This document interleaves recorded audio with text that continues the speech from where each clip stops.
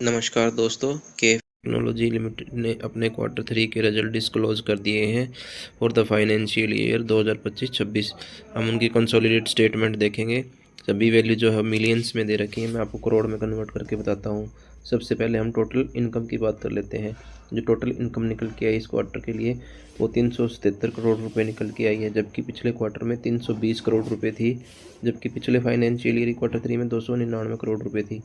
तो year on year basis पे हमारे को बहुत अच्छा जंप देखने को मिल रहा है, लगभग 26% का जंप देखने को मिला टोटल इनकम में, जबकि क्वार्टर ऑन क्वार्टर बेसिस पे भी हमारे को लगभग 18% का जंप देखने को मिल रहा है टोटल इनकम में। उसके बाद हम खर्चे की बात कर लेते हैं। तो खर्चा जो निकल के आया है कंपनी का इस क्वार्टर के लिए वो 243 करोड़ रुपये निकल के आया है, जबकि पिछले क्वार्टर में 193 करोड़ रुपये था, जबकि पिछले फाइनेंशियल ईयर के क्वार्टर थ्री में 177 करोड़ रुपए का था। तो हम देख रहे हैं कि टोटल इनकम के साथ साथ इनके खर्चे भी बढ़े हैं, ईयर ऑन ईयर बेसिस तथा क्वार्टर ऑन क्वार्टर बेसिस दोनों पे ही खर्चे बढ़ोतरी हुई है। उसके बाद हम बात कर लेते हैं प्रॉफिट बिफोर टैक्स की।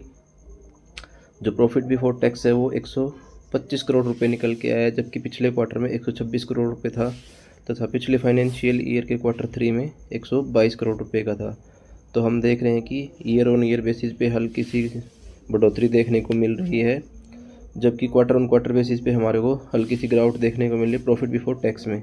उसके बाद में प्रॉफिट फॉर द पीरियड की बात कर लेते हैं।